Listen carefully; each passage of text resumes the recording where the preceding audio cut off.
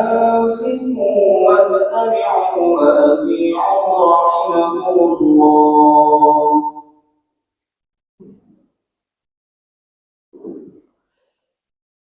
إن الحمد لله نحمده ونستعينه ونستغفره ونعوذ بالله من شرور أنفسنا ومن سيئات أعمالنا. من يهده الله فلا مضل له ومن يضلل فلا هادي له.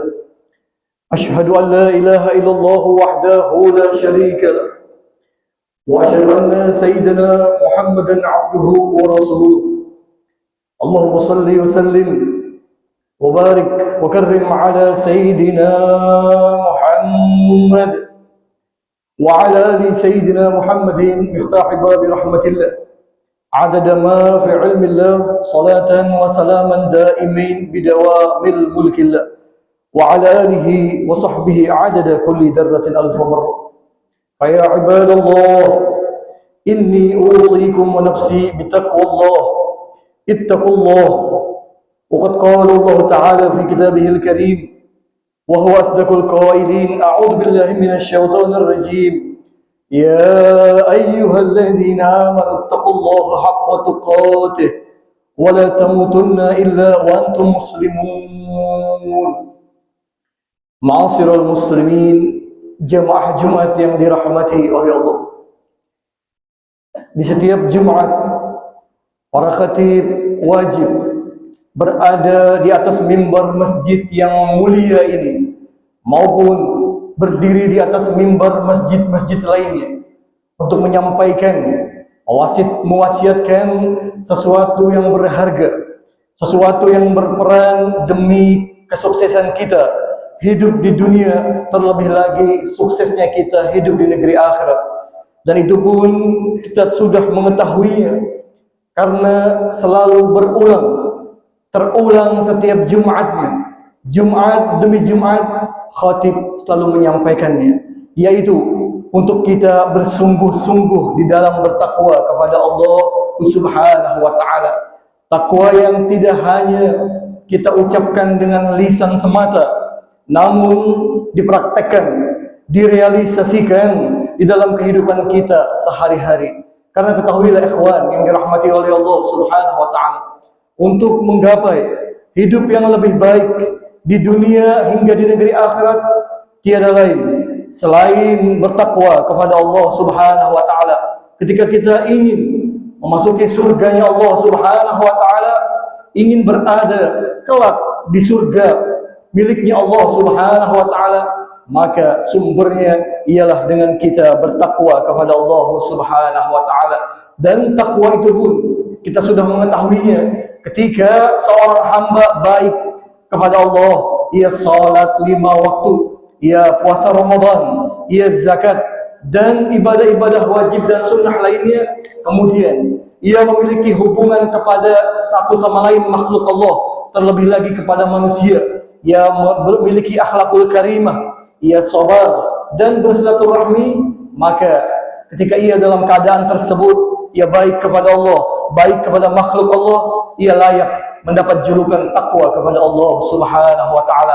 Ketika ia mendapatkan julukan takwa atau gelar daripada takwa, maka ia layak untuk mendapatkan surganya Allah Subhanahu wa taala. Maka mudah-mudahan di waktu Jumat yang berkah ini kita semua menjadi hamba-hamba yang bertakwa kepada Allah Subhanahu wa taala. Amin ya rabbal alamin. Ma'asyiral muslimin, jamaah Jumat yang dimuliakan oleh Allah Subhanahu wa taala.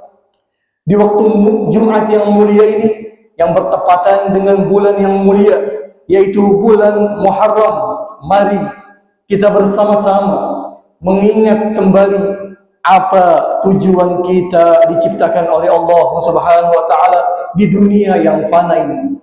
Apakah kita diciptakan hanya untuk makan, minum, tidur, bekerja, bermain, bersenang-senang?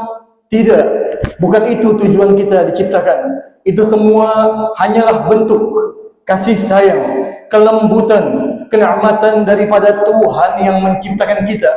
Namun sesungguhnya tujuan kita diciptakan oleh Allah di atas muka bumi ini ialah untuk mengabdikan diri kita kepada Allah, beribadah kepada Allah Subhanahu wa taala sebagaimana firman-Nya yang sering kita dengar di dalam Al-Qur'an. A'udzubillahi minasyaitonirrajim. Wa ma khalaqtul jinna wal insa illa liya'budun. Dan tidaklah kami ciptakan jin dan manusia terkecuali tujuannya ialah untuk ibadah kepada Allah Subhanahu wa taala. Maka ikhwan yang dirahmati oleh Allah, lantas pertanyaannya, sudahkah kita menyimak, menaati daripada firman Allah yang agung tersebut untuk sungguh-sungguh mengabdikan diri kita kepada Tuhan yang menciptakan kita? Jika belum, apa sebab daripada seorang hamba itu lalai, berat beribadah kepada Tuhan yang menciptakannya? Al-Imam Al-Habib Abdullah bin Alwi Al-Haddad menyebutkan di dalam kitabnya ada 4 penyebab seorang hamba berat, malas hingga lalai beribadah kepada Allah.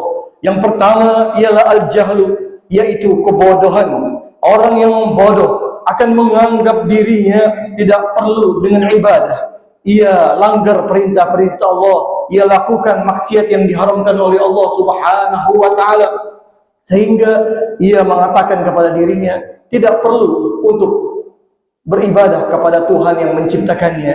Karena dari itu, kebodohan tersebut kita perlu hilangkan, kita perlu berantas, yaitu dengan cara menuntut ilmu agama. Kita hadiri majelis-majelis guru-guru kita yang ada di masjid ini ataupun di majelis-majelis lainnya. Karena dengan ilmu agama, seorang hamba akan mengetahui hakikat dirinya diciptakan. Dengan ilmu, seorang hamba akan mengetahui dan mengenal siapa Tuhan yang menciptakannya. Dengan ilmu agama, ia akan mengetahui bagaimana cara ibadah yang baik dan benar di sisi Allah Subhanahu wa taala. Ketika seorang hamba memaksakan ibadah tanpa ilmu, maka ibadahnya akan sia-sia. Ibnu Ruslan menyebutkan dalam Zubatnya, wa kullu ma bighairi ilmin ya'malu a'mal mardudatun la tuqbal.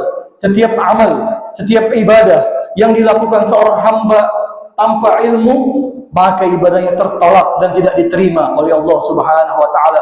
Semoga kita semua dijadikan oleh Allah Subhanahu wa taala hamba-hamba yang gemar menuntut ilmu agama dan mengamalkannya.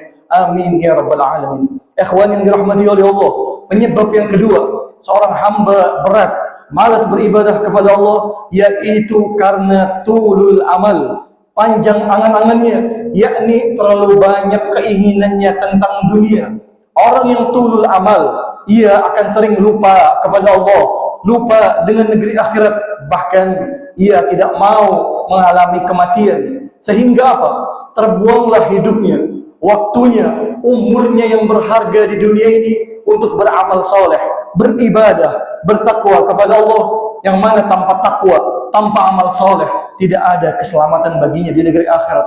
Semoga kita semua menjadi hamba-hamba yang selamat dunia hingga negeri akhirat. Amin ya rabbal alamin. Ma'asyiral muslimin yang dimuliakan oleh Allah, penyebab yang ketiga daripada seorang hamba itu berat beribadah kepada Allah karena memakan makanan yang syubhat, yaitu makanan yang tidak jelas unsur halal dan haramnya. Kalau kita simak, memakan makanan yang syubhat saja membuat seorang hamba itu berat beribadah kepada Allah. Lantas bagaimana dengan memakan makanan yang haram? Disebutkan di dalam hadis, "Tsumma dzakara ar-rajul yutilu as-safar ash'as akbar yamuddu yadayhi ila as-sama' ya Rabb wa mat'amu haram wa mashrabu haram wa malbasu haram wa ghudhiya bil haram fa anna yustajabu lah." Rasulullah menceritakan seseorang lelaki yang menempuh perjalanan yang jauh, rambutnya kusut penuh dengan debu. Kemudian lelaki ini mengangkat kedua tangannya ke langit dan berdoa, "Wahai Tuhanku, wahai Tuhanku." Sedangkan kata Nabi, makanannya haram, minumannya haram, keperluannya haram, dan semua yang ia dapatkan berasal dari hal-hal yang diharamkan oleh Allah Subhanahu wa taala. Maka bagaimana mungkin, kata Nabi, doanya akan dikabulkan oleh Allah Subhanahu wa taala. Dan yang terakhir, penyebab yang keempat, seorang hamba berat, malas beribadah kepada Allah karena dha'ful iman, lemahnya imannya kepada Tuhannya. Lantas bagaimana cara menguatkan keimanan kita kepada Allah? Yaitu dengan melazimkan, berusaha terus-menerus beribadah kepada Allah. bersujud kepada Allah, berzikir kepada Allah hingga mencapai lezatnya ibadah, lezatnya zikir, lezatnya sujud kepada Tuhan yang menciptakan kita semua. Dan berbanyaklah tafakkur, merenungkan bukti-bukti kekuasaan Allah Subhanahu wa taala, bukti-bukti keagungan Al-Qur'anul Karim dan kebenaran yang disampaikan oleh Nabi Muhammad sallallahu alaihi wasallam. Dan upgradelah iman kalian sebagaimana hadis yang disebutkan oleh Nabi, jaddidu imanakum aktsiru min qauli la ilaha illallah. Perbaharuilah iman kalian, upgradelah iman kalian dengan memperbanyak zikir la ilaha illallah. Maka ikhwan yang dirahmati oleh Allah Subhanahu wa taala, untuk kita mencapai, menginginkan atau menjadi hamba yang baik ialah dengan menyadari status diri kita bahwa kita adalah seorang ciptaan, seorang hamba yang memiliki tujuan, yaitu untuk ibadah kepada Allah. Ketika seorang hamba menyadari tujuan tersebut, maka itu adalah jalan untuk menjadikan dirinya menjadi hamba yang jauh lebih baik, menjadi jauh lebih baik sampai ia wafat kembali kepada Allah Subhanahu wa taala. Mudah-mudahan kita semua menjadi hamba-hamba yang bertakwa kepada Allah Subhanahu wa taala, kemudian hingga kita mendapatkan keridhaan dan surga dari Allah Subhanahu wa taala. Amin ya rabbal alamin. Inna ahsanal kalam kalamullahil malikil alam, Allah yaqulu bil qawli yahtadil muhtadun. Wa idza quriya al-Qur'an fastami'u lahu wa ansitu la'allakum turhamun. A'udzu billahi minasy syaithanir rajim. Bismillahirrahmanirrahim. Wal 'asr innal insana lafi khusr إلا الذين آمنوا وعملوا الصالحات وتواصوا بالحق وتواصوا بالصبر. بارك الله لي ولكم في القرآن العظيم ونفعني وإياكم بما فيه من الآية والذكر الحكيم. أقول قولي هذا واستغفر الله لي ولكم ولوالدينا ولوالديكم فاستغفروا إنه هو الغفور الرحيم. اللهم صل وسلم وزد وأنعم وتفضل وبارك بجلالك وكرامك على أشرف عبادك